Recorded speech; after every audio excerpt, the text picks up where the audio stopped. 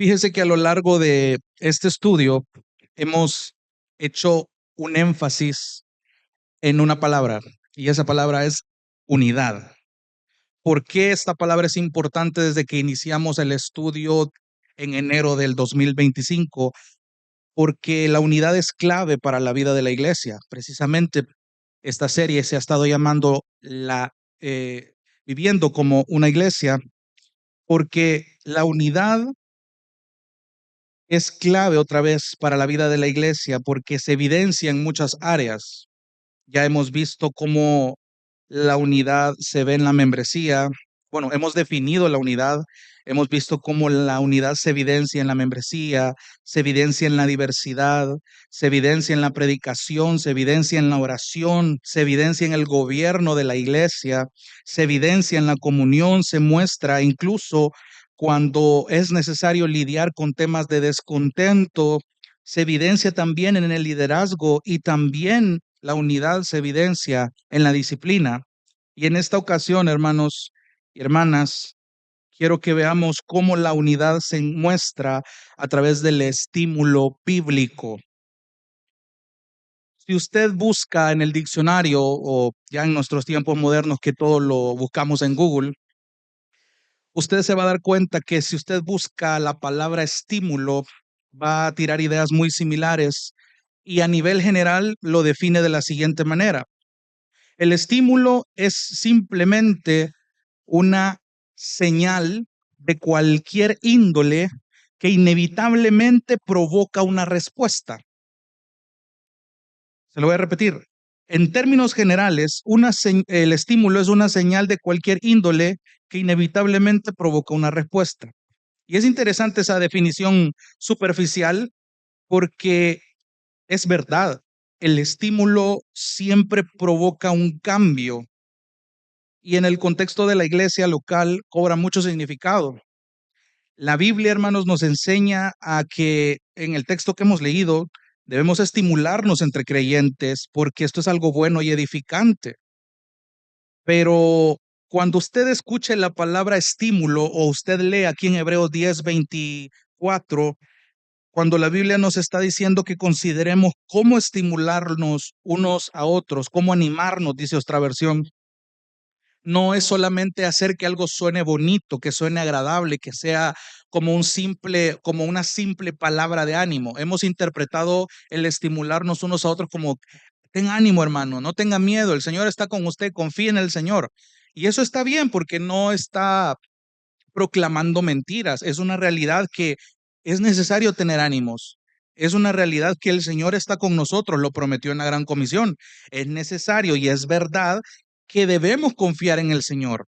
La confianza en el Señor es un pilar en el creyente para que se pueda mantener en momentos difíciles. Pero últimamente lo hemos reducido el estímulo, el ánimo, a una simple muletilla, como decir en nuestros días, Dios te bendiga. O sea, realmente a veces no comprendemos el calibre de lo que estamos diciendo en un simple saludo. Dios te bendiga, que Dios te acompañe. Es primero Dios si el Señor lo permite.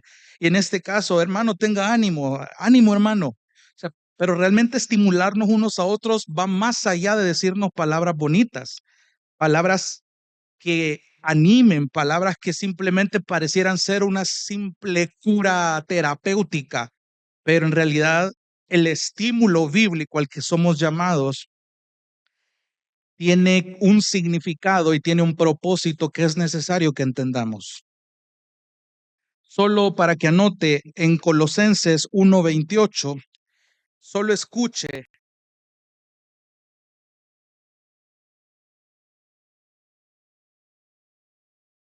a Él, hablando de Cristo, a Él nosotros proclamamos. ¿De qué manera? Amonestando a todos los hombres y enseñando a todos los hombres con toda sabiduría a fin o con el propósito de poder presentar a todo hombre y mujer, porque aquí va incluido, perfecto en Cristo. Si usted analiza bien ese texto, usted y yo estamos llamados a esa misma meta. Ya lo hemos dicho antes. ¿Cuál es nuestra meta en palabras sencillas? Ser como Cristo, hermanos. Y lo que eso implica es lo interesante, lo retador, porque ser como Cristo implica cada área de nuestra vida. Constantemente yo le invito a que usted se examine después de que usted aprende algo nuevo de la palabra y usted trabaje en esa área para que esa área no sea más como usted, sino más como Cristo y menos como usted. Esa es la idea. Entonces, usted lee este pasaje que acabamos de leer en Hebreos 10, 24 y 25 y préstele atención de nuevo bajo esa premisa que hemos estado diciendo. Está diciendo, consideremos, el autor de Hebreos diciéndole a la iglesia, cómo estimularnos unos a otros al amor y a las buenas obras, no dejando de congregarnos como algunos tienen por costumbre, sino exhortándonos unos a otros y mucho más al ver que el día se acerca. Este pasaje el año pasado ya lo hemos desglosado de una mejor manera, pero quiero resumírselo un poco para que no perdamos el contexto.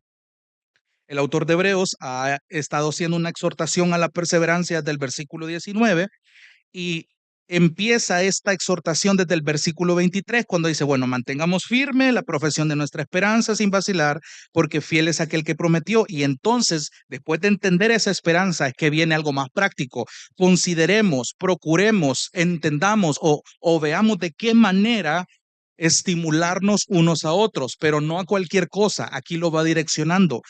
¿A qué nos debemos estimular unos a otros? Al amor y a las buenas obras. Evidentemente, todo aquello que nos haga parecernos a Cristo. Ahora, yo no puedo estimular a alguien más de mis hermanos o hermanas si yo no vengo a reunirme con mis hermanos. Yo no puedo hacer esto desde mi casa. Yo no puedo hacer esto en soledad. Yo no puedo hacer esto de forma individual. Por eso es que tiene sentido que siga amarrando el argumento de estimularnos unos a otros, no dejando de congregarnos, porque evidentemente mucha gente pretendía que podía estimularse unos a otros sin reunirse con la congregación. Y usualmente, y por eso le decía al inicio, este texto es muy sacado de contexto, pero a nivel tal vez de manera muy ingenua, porque muchos pastores citan este texto para animar, exhortar, regañar a la congregación que no se congrega regularmente. Si bien es cierto, como miembros de la iglesia, una norma, no una norma, una responsabilidad, esa es la palabra que quiero que se grabe, una responsabilidad básica de cualquier miembro de la iglesia local se traduce en asistir a las reuniones de manera regular. Eso no necesita mayor exégesis. Todo aquel miembro o toda aquella persona, todo aquel creyente que proclame ser cristiano y no se congrega en una iglesia local, no creo que tenga en mente este texto. No creo que lo entienda, porque es necesario que el creyente se congregue de manera regular, porque esto de entrada, algo tan básico como cumplir esa responsabilidad, me está diciendo a mí que yo tengo un interés personal en estimular a mis hermanos. No solamente voy yo con un pensamiento consumista de ver, y de hecho esto lo estudiábamos con algunos hermanos en un discipulado que tenemos con los hermanos de alabanza. No se trata solamente de concentrarme en las acciones de los demás, sino en las acciones que yo aporto dentro de la congregación. ¿Qué es lo que yo busco a estimular a alguien más? ¿De qué manera yo puedo edificar a la congregación y no solamente llegar con la mentalidad de ser edificado yo? Porque ese es un pensamiento hasta cierto punto muy consumista y egoísta. Entonces, hermanos, ¿cuál es el punto de no dejar de congregarse? Porque otra vez muchos agarran solo el versículo 25 sin amarrarlo desde el 24. Entonces, ¿cuál es el detalle aquí? No dejando de congregarnos solo es una rama del punto principal. El punto principal es ver cómo nos estimulamos. El punto acá, parte del versículo 23 de entrada, está diciendo, manténganse firmes. Por ahí va el punto.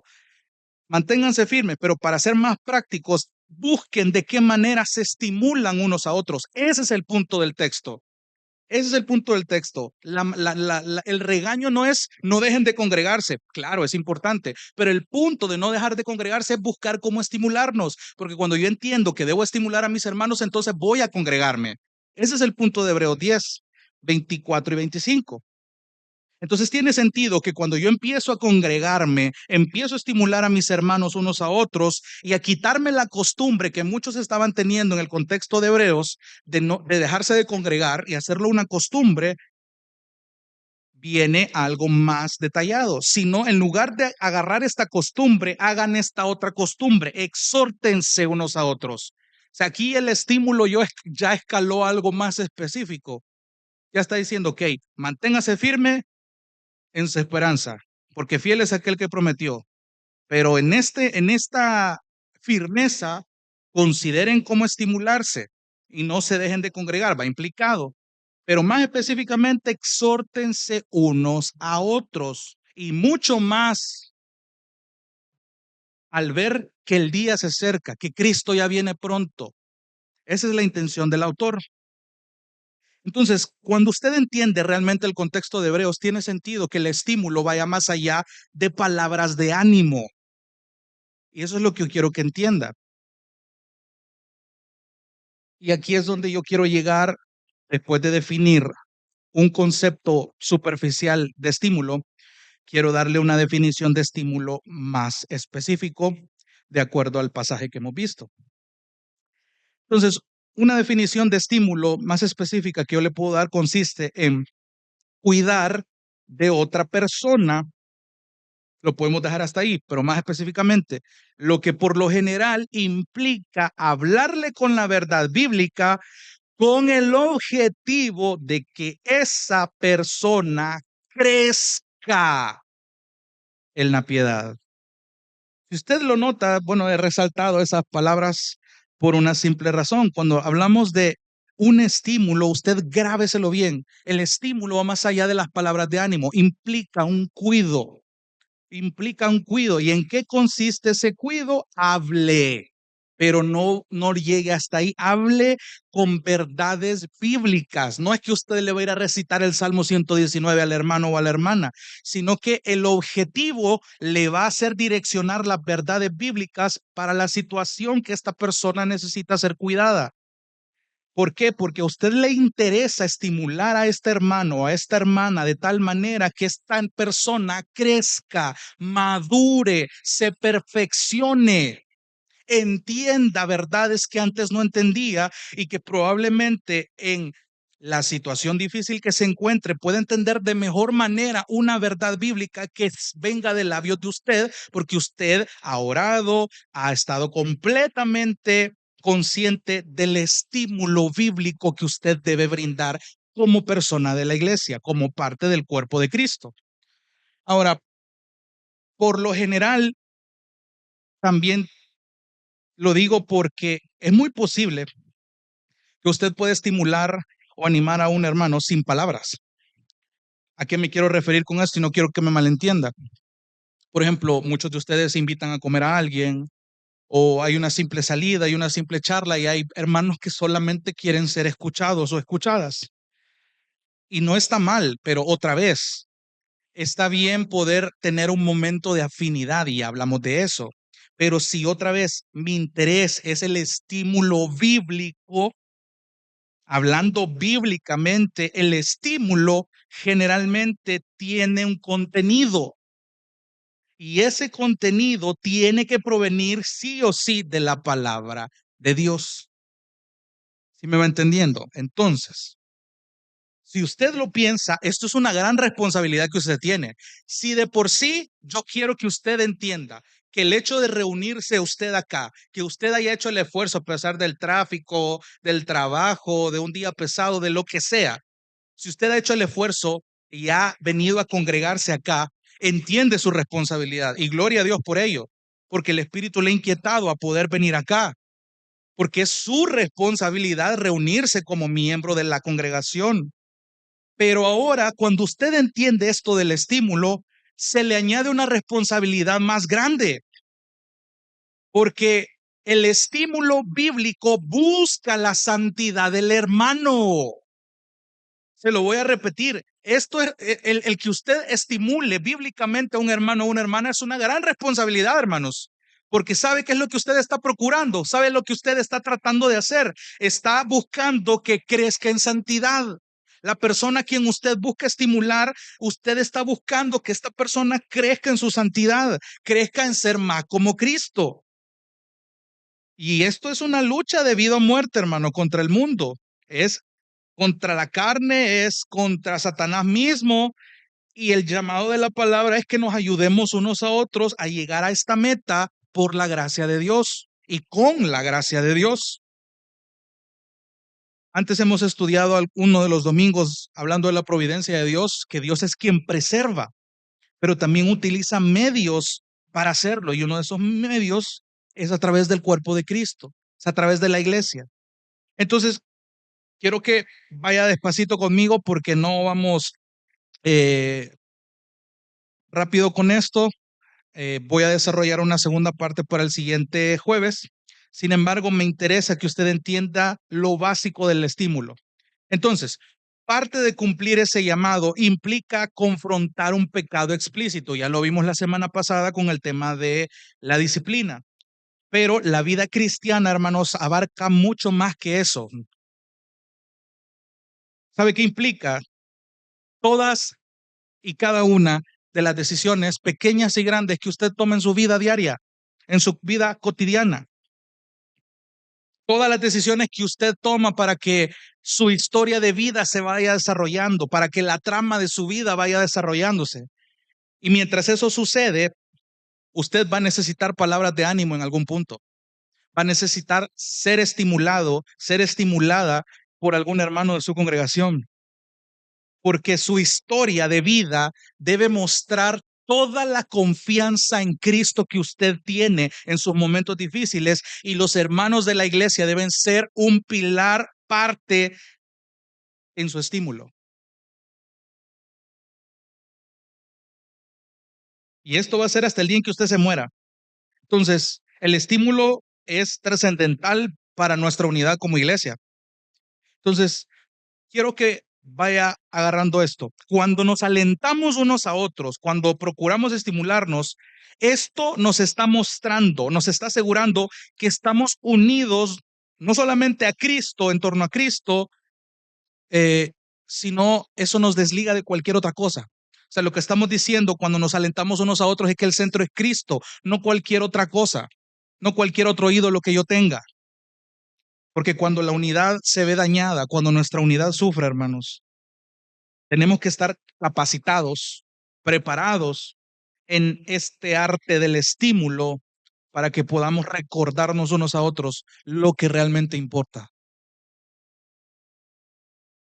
Usted perdió X cantidad de dinero, pero es más importante su integridad. Usted se le arruinó el carro, pero es más importante su vida. Usted lo difamaron en su trabajo, pero fue más importante que usted mostrar humildad. ¿Se da cuenta?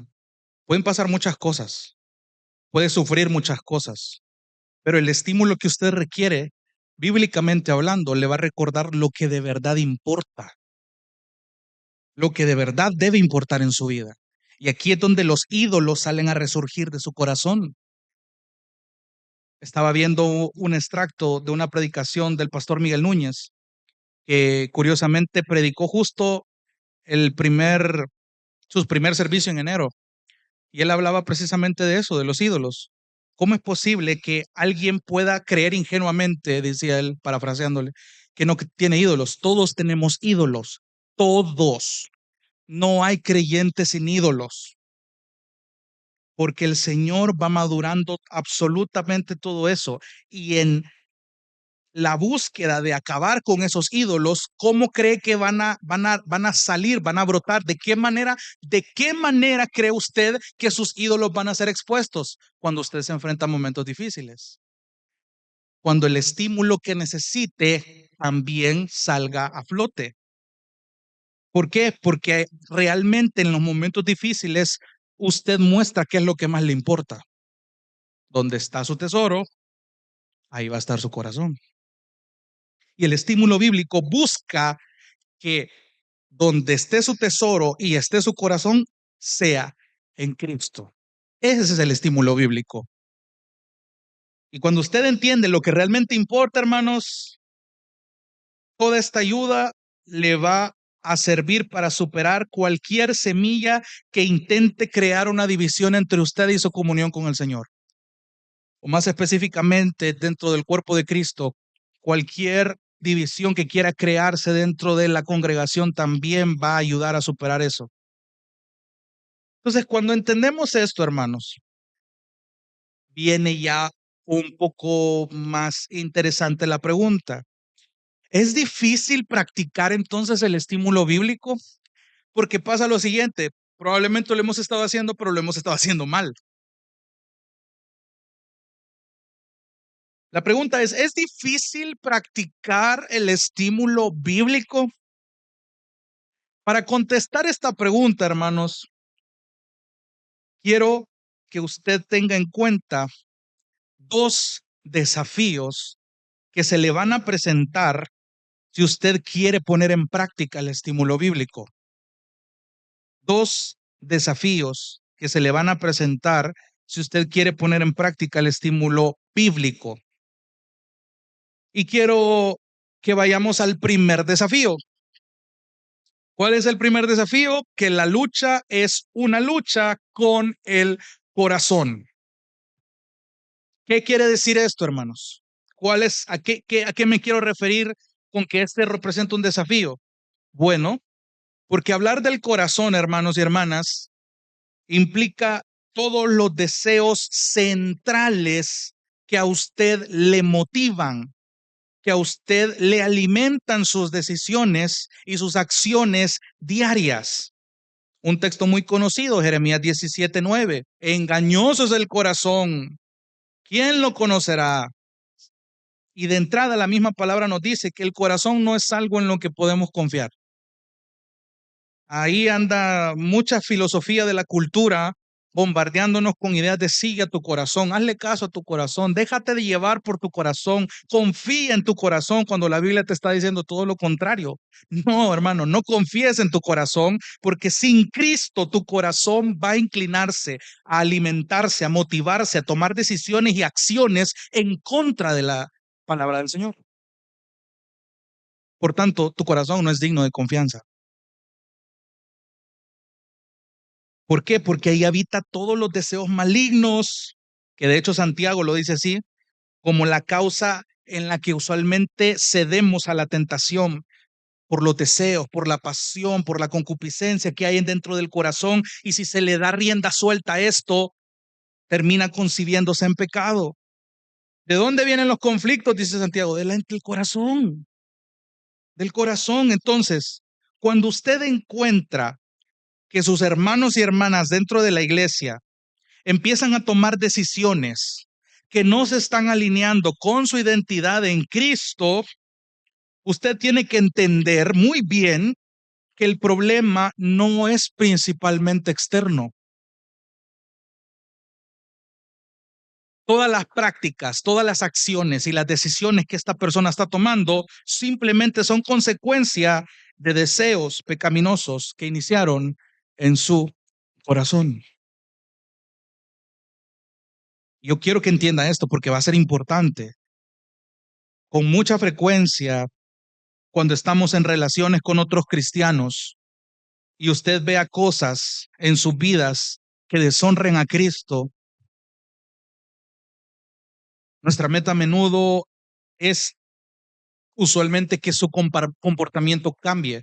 ¿Qué es lo que le aconsejamos a alguien que usualmente está haciendo algo en contra de Cristo? No lo hagas, hijo, no lo hagas, hija, no lo hagas, fulano, no lo hagas, fulana.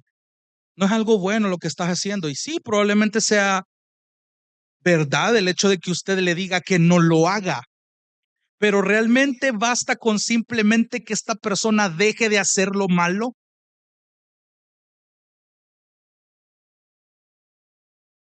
Otra vez, el desafío no es cambiar lo externo primero, el desafío es que cambie lo dentro, lo que está dentro. Porque usualmente nosotros atacamos el comportamiento cuando queremos regañar a alguien.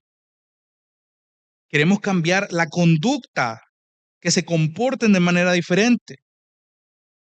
Frases como, ay, si tan solo esta persona no pasara tanto tiempo con este grupo de amigos, si tan solo esta persona gastara su dinero de otra manera y no de esta manera que yo estoy viendo en sus redes sociales, o si tan solo esta persona cambiara un trabajo que le diera más tiempo con su familia, o si tan solo esta persona cambiara de trabajo o estuviera dispuesto para poder congregarse dentro de la iglesia. Y ojo, pueden ser regaños, exhortaciones muy piadosas, pero fíjate bien, hermano, cómo usualmente estamos apuntando más que todo a un comportamiento. O sea, buscamos un cambio de comportamiento, pero la palabra nos está diciendo que el estímulo bíblico no se enfoca en el comportamiento externo, está hablando del corazón. Usted y yo lo sabemos bien, la conducta no es la raíz del problema. La conducta no es la raíz del problema. Cuando usted entiende esto, usted entiende ciertas realidades. ¿A qué realidades me refiero? Bueno, primero, que solo Dios puede cambiar el corazón. Por más que usted le diga a una persona que deje de comportarse de cierta manera, usted no es Dios. El único que puede direccionar y transformar el corazón es el Señor. Jeremías mismo lo dice. Engañoso es el corazón más que todas las cosas. ¿Quién lo conocerá? La pregunta se contesta, yo, el Señor, dice la palabra. Entonces usted tiene que entender que solamente Dios puede cambiar el corazón. Nosotros solo somos instrumentos. Entonces, cuando usted procure intencionalmente involucrarse en la vida de alguien más de sus hermanos y hermanas, porque en teoría a usted le importa que la persona crezca, madure en la piedad, cuando usted pretende involucrarse, usted tiene que recordar que la oración es su mejor herramienta. Lo voy a repetir. Si usted busca involucrarse en la vida de sus hermanos, la oración es la mejor herramienta. Porque ¿sabe cuál herramienta solemos usar? La culpa. Solemos usar la coerción. ¿A qué me refiero con coerción? A presionar o forzar la voluntad de alguien más. O sea, que a ley hagan lo que usted les está diciendo. No es así, hermano. No es así, hermana. Y esto te va a obligar a ti a que dobles tus rodillas, porque si tú no eras una persona de oración, hermano, otra de las áreas de la iglesia que te demanda oración es cuando tú buscas estimular a tus hermanos y hermanas, cuando te involucras en profundizar relaciones con ellos. Si tú estás descuidando tu oración, este es un buen recordatorio y una buena exhortación que yo te puedo hacer a que dobles tus rodillas, a que alimentes tus tiempos de oración, porque esa es algo tan valioso a lo que le perdemos valor y esa es una gran herramienta para estimular bíblicamente a tus hermanos. No uses la culpa, no uses coerción, no presiones, así no funciona esto. Tú no puedes corregir los problemas profundos del corazón. No puedes. Eso solo lo puede hacer el Señor. Pero lo que sí puedes hacer es que en tu desesperación por querer tener controlado el corazón de alguien más, tú en tu desesperación, ¿sabes lo que tú puedes hacer? Es ir a la presencia del Señor, doblar tus rodillas e incluso tu desesperación porque Dios actúe va a glorificarle. Tú anhelas que la persona cambie su conducta, ve más allá. Ve a su corazón, ora por el corazón de esta persona. Tú estás viendo que su conducta está mal, pero ve a la raíz, Señor. Yo sé que el único que puede obrar en su corazón y transformarlo eres tú. Por lo tanto, yo reconozco y aunque reconozco que me desespera en mi carne no poder cambiar esta situación, entiendo que la gloria te la llevas tú aún en mis momentos de debilidad. Hace poco puse en mis redes sociales una reflexión de 2 Corintios 12:9. El bástate mi gracia. Todos podemos la historia de Pablo, el aguijón que 3 veces pidió que se le fuera quitado y no, el Señor no le contestó, sí, te lo voy a quitar. En pocas palabras le dijo, mi gracia debe bastarte. Mi gracia debe ser suficiente para vos. ¿Se curó él? No. ¿Su oración fue contestada? Sí, pero no como él quería. Y yo hacía esta reflexión. Al ser humano no le gusta mostrarse débil. No le gusta perder el control. No le gusta. Pero me encantó llegar a esta reflexión. Un corazón débil es la materia prima por excelencia que Dios usa para glorificarse a Él mismo. Cuando entendemos esto, entendemos que hay que madurar y un corazón maduro busca depender de su Señor. Y si usted entiende que sus hermanos pecan y busca estimularnos, usted no puede obligar su conducta. El hermano incluso puede cambiar su conducta externa, pero su corazón sigue podrido. ¿Cuál es el estímulo correcto en un primer paso, teniendo en cuenta este primer desafío? Ore. La oración es su mejor herramienta. No lo olvide, por favor.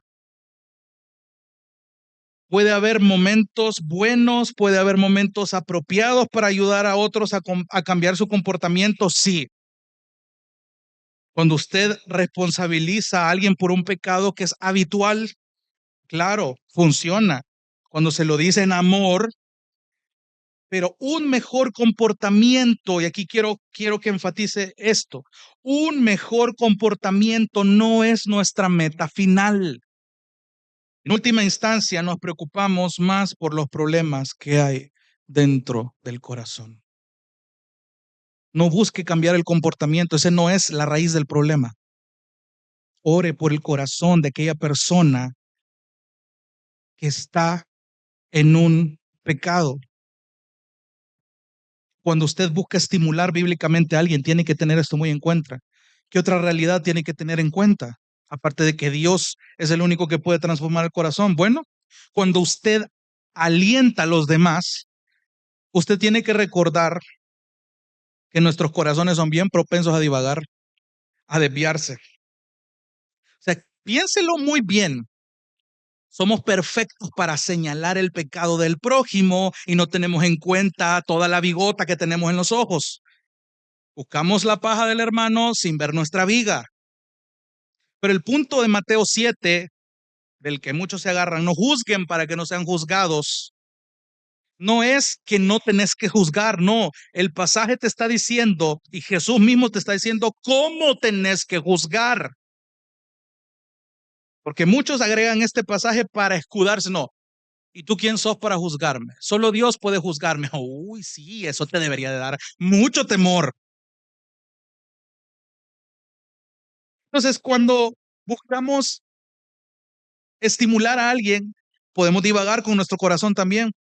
No es coincidencia, hermanos, que inmediatamente luego de que Pablo exhorta a la iglesia en Galacia a restaurar a quienes están atrapados en el pecado, él hace la siguiente exhortación. Váyase a Gálatas 6:1.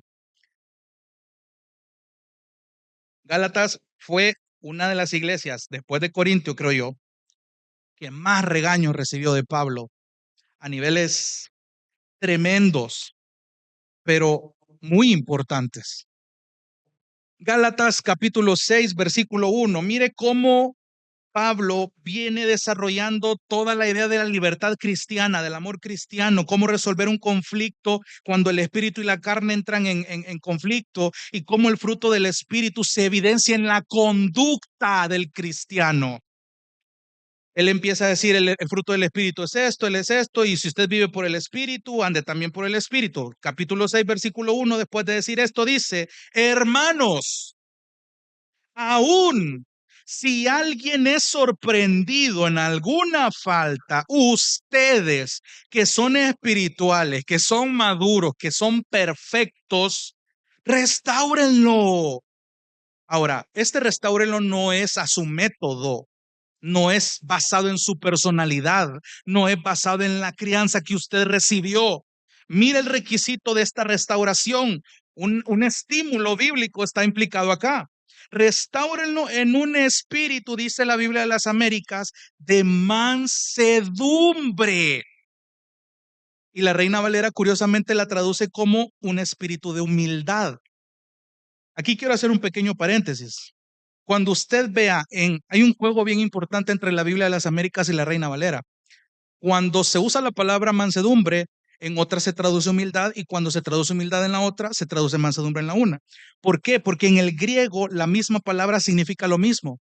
Yo no puedo hablar de humildad si no hablo de mansedumbre. Yo no puedo hablar de mansedumbre si no soy humilde.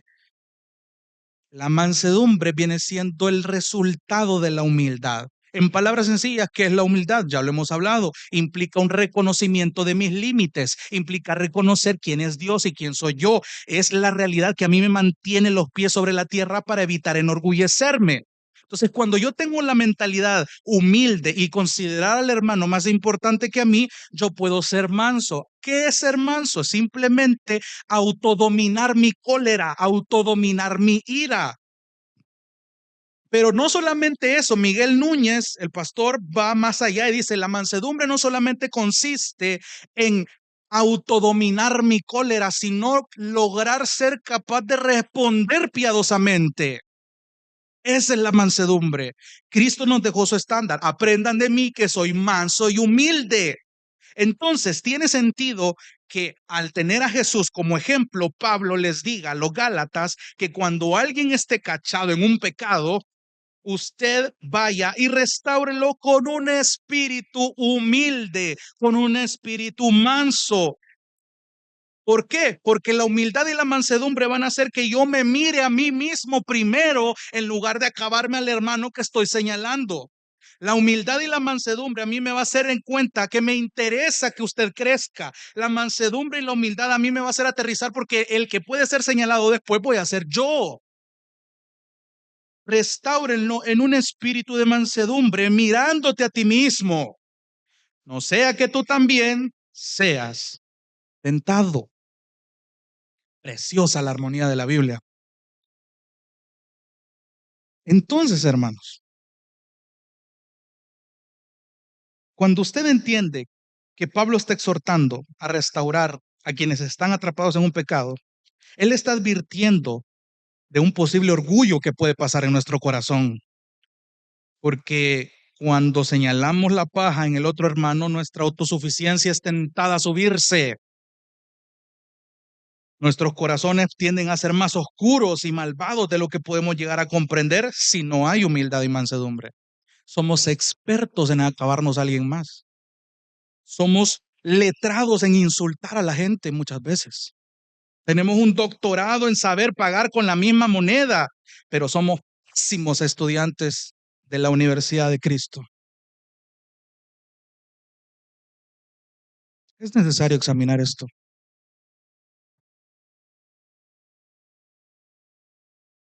Solo Cristo puede cambiar el corazón. Y la importancia del corazón que le da la palabra me recuerda que nuestra meta no es ayudarle a usted a que se sienta feliz y realizado. Présteme atención, por favor. El evangelismo de hoy nos vende la idea de que Cristo es la solución para ser más felices, que Cristo es la solución para tener una vida resuelta terrenal aquí, que Cristo me va a proveer todos mis sueños, va a respaldar todas mis metas, va a ser el arquitecto de mis proyectos. Pero según la Biblia, nuestra meta al estimularle esa teología no es esa. De entrada, quítese esas ideas. En ningún momento Jesús le está prometiendo ser feliz materialmente hablando. Jesús en ningún pasaje le está diciendo que va a sentirse realizado. ¿Sabe qué? Si Jesús promete de entrada, en el mundo tendréis aflicción, pero confíen, yo ya he vencido al mundo. Hay tantas promesas que son reales, pero la meta del corazón es que nuestra meta no es ayudarle a otros a sentirse felices. La meta es crecer en santidad. La santidad va a chocar con su pecado cómodo. La santidad le va a chocar a tal nivel que el choque inicial no va a ser feliz para usted, ni para mí. Cambiar estos hábitos Abandonar estas cosas para ser como Cristo va a costar en un principio, pero no es imposible porque tenemos al Espíritu Santo. Cosas que antes yo amaba hacer, ahora las detesto. ¿Por qué? Porque el Espíritu me está santificando y el cuerpo de Cristo me está estimulando. Hay muchas maneras de lograr eso. Hablando de prometer felicidad y realización, y es trágico, porque esto nunca va a llegar a los problemas del corazón. Porque ese tipo de evangelio solo vende, vende, vende felicidad, vende, vende, vende, pero comienzan a poner a Cristo como el genio de una lámpara que solo va a ser usado para ser feliz. Y el Cristo de la Biblia nos está mandando que con ayuda de su Espíritu peguemos un cambio de 180 grados. Que literalmente la gente ya no nos conozca porque hay un semblante nuevo. Si alguno está en Cristo, nueva criatura es. Lo nuevo no es reemplazado, no es simplemente adornar algo ya viejo, no. Algo nuevo es algo realmente hecho desde cero. Cuando el corazón es transformado desde cero, tiene ese proceso y solo la santificación puede lograr eso. Por eso es que en la vida esta santificación va perfeccionándose hasta la eternidad. Nuestro objetivo, hermano, y quiero que se lo grabe bien, al estimular bíblicamente a los demás, ¿sabe cuál es? Es que sean transformados en sus deseos para buscar a Cristo por encima de todo lo demás. Ese es su objetivo, ese es nuestro objetivo para estimular bíblicamente a los demás. Sean transformados en sus deseos. Por encima de todo lo demás, usted póngale nombre y título a qué es aquello demás que le está impidiendo no ser como Cristo. Porque al final, hermanos, cuando usted busca a Cristo por encima de todo lo demás, eso va a conducir a un verdadero gozo. No felicidad, un gozo duradero, un gozo verdadero. Por tanto, el primer desafío que enfrentamos cuando luchamos por animar a nuestros hermanos y hermanas es eso, el engaño al corazón, porque nuestra lucha es con el corazón. Y aquí quiero iniciar con el segundo desafío, solo voy a tocar la primera parte y vamos a dejar la otra semana el desarrollo de esta segunda parte. ¿Cuál es el segundo desafío para lograr estimular bíblicamente? Las filosofías huecas y engañosas. Un segundo enemigo, hermanos, es el pensamiento del mundo. Y aquí tengo en mente las palabras de Pablo en Colosenses 2:8. Escuche, miren que nadie los engañe por medio de filosofías huecas, perdón, de filosofías de hombres y huecas sutilezas, según las tradiciones de los hombres, conforme a los rudimentos del mundo y no según Cristo. De hecho, si usted lo piensa bien, en este sentido, cuando hablamos de filosofía, hablamos de simplemente todo el conocimiento que busca darle el sentido de la vida al ser humano. Pero en ese sentido, todos buscamos ser filósofos, todos, todo el tiempo, porque están creando filosofías del significado de nuestras vidas. ¿Por qué importa esto? ¿Por qué suceden las cosas? ¿Por qué vale la pena vivir? Ahora, bíblicamente hablando, nosotros sabemos las respuestas a estas cosas. Nuestra filosofía, por así decirlo, está guiado exclusivamente por la palabra, porque la palabra va más allá de una filosofía humana, porque está inspirado divinamente. Pero en medio de todo eso podemos ser muy fácilmente engañados por las filosofías humanas, por las filosofías mundanas, en lugar de basarnos en la verdad. Y cuando usted quiere animar a alguien más, Por un lado, tiene con un megáfono de este lado al mundo en su oído, y por el lado tiene a los hermanos que intentan estimularlo, al cuerpo de Cristo. Entonces su guía debería descansar en la verdad del Evangelio. Pero incluso, hermanos, como creyentes, nuestras vidas a menudo son inconsistentes con esta verdad. Hubo hace unos años un discipulado que se llamó Arraigados aquí en la iglesia, y estudiamos un libro que se llamaba ¿Cómo cambia la gente?, de autor Timothy Lane y Paul Tripp. Y en este libro se le llama a algo que se le denomina la brecha del Evangelio. Una brecha, dice el autor, entre lo que sabemos que es verdadero en el Evangelio y nuestra manera de vivir. Entonces, con esto voy aterrizando, hermanos. Hay que prestar mucha atención porque hay muchas verdades mezcladas con filosofías mundanas que están atacando de manera más sutil y cada vez más sutil al Evangelio, a la sana doctrina. A esto hay que prestarle mucha atención porque por estas cosas existe algo que estos autores llaman la brecha del Evangelio. Hay un espacio en blanco entre lo que el verdadero Evangelio se cree y la práctica del cristiano. O sea, esto debería de estar conectado. Lo que usted cree y lo que usted vive debería de ser complementado. Pero lo que pasa es que cuando estas filosofías empiezan a meterse en la iglesia, van creando una brecha que está separando mi manera de creer con mi manera de actuar.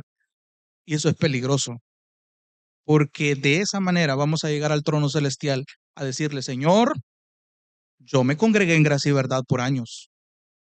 Yo estuve sirviendo en Gracia y Verdad. Yo prediqué en Gracia y Verdad. Y el Señor me va a decir: apártate.